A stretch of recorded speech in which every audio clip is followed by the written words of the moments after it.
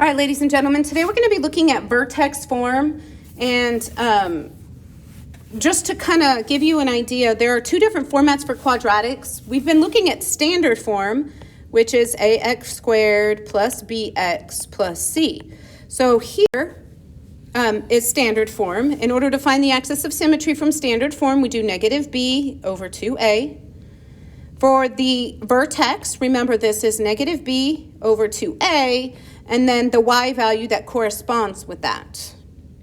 When we talk about domain of a quadratic, it's always going to be all real numbers, and then our range is going to involve c. So it's going to be the y values that are less than or equal to c, or y values that are greater than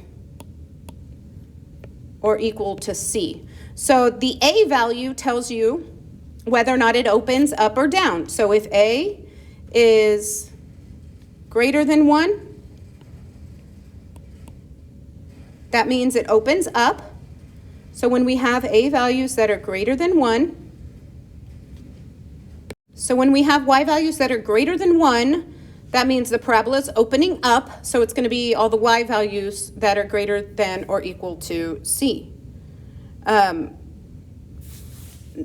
Next, we would have if all the a values are less than 1. If the a value is less than 1, then we're talking about being a maximum, so then it's going to be all the y values that are below that.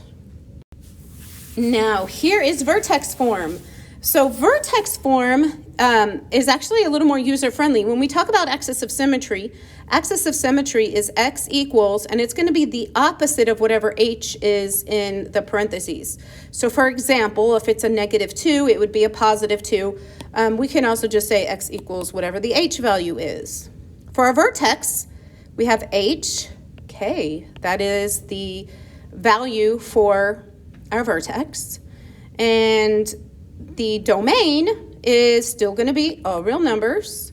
Now the range is still going to involve the k, so it would be y values that are less than or equal to k, or y values that are greater than or equal to k for the same reasons. So if a is less than 1, it opens down, so that means it would be all the y values. So then when y values are greater than or equal to k, that's when a is greater than 1, so that means it opens up, so it's all the values above that. So we're going to look at our axis of symmetry. Remember, axis of symmetry is where x equals h, which happens to be here. So in this case, it's opposite of what you think it is because it's inside the parentheses. So this would be x equals 3. Now for the vertex, we have the value of x for the axis of symmetry, which is 3. And the value for the y is going to be exactly as you see there. So negative 10 would be our vertex. Now for our domain, we're still looking at all real numbers. For our range, so the a value is 2. So that means it opens up. So we're talking about all the y values that are greater than or equal to negative 10. Now what we're going to do is change it to standard form. So this is the part that can be a little bit tricky. So I'm going to rewrite this here. So we have 2 times x minus 3 squared minus 10. So some of you may want to distribute that 2 throughout, but remember I said if there's any addition or subtraction inside the parentheses, you can't do that. So this would actually be 2 times x minus 3 times x minus 3, and then minus 10. So I'm going to start by multiplying x minus 3 times x minus 3. So this would be x squared minus 3x plus 9. And then the minus 10 is still hanging out there. So we have 2x squared minus 6x plus 18 minus 10. So now I'm going to combine like terms where I can. So 2x squared minus 12x plus 8. So this would be standard form of this. So both of these, if you were to graph them, would graph the exact same thing. Let's look at another one. So we're going to start with our axis of symmetry, which would be x equals 11. So if it helps you, you can always take that plus x plus 11 and make that equal to 0. So you would subtract 11, so x equals negative 11. And I did not put the negative sign.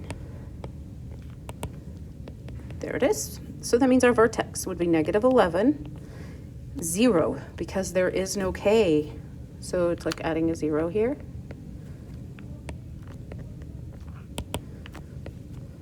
Our domain, always all real numbers. A range, because 2 is our a value.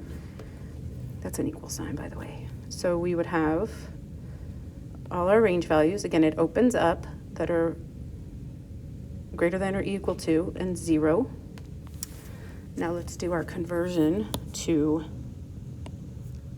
standard form. So we would have 2 times x plus 11 times x plus 11. So I'm going to keep that 2 hanging out front. X squared plus 11x plus 11x plus 121. So I'm going to combine terms first. So I'm going to leave the 2 here. So this would be 2x plus 22x plus 121. 2x squared plus 44x plus 242.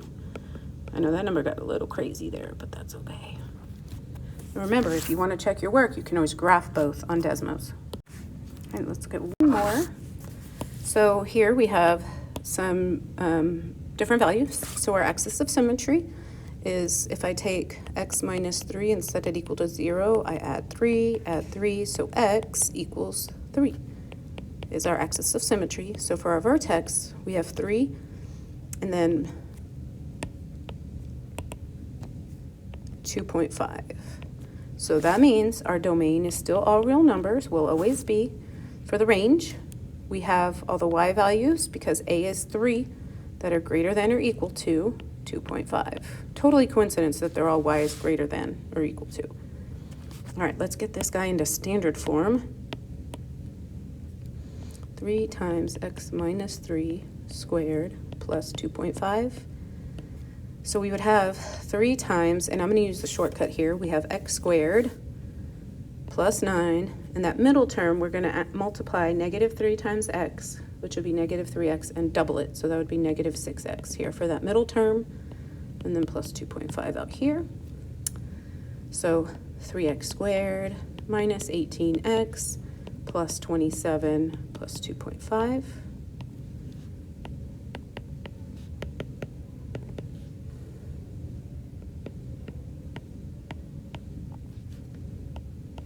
There we go. And again, check it by graphing both.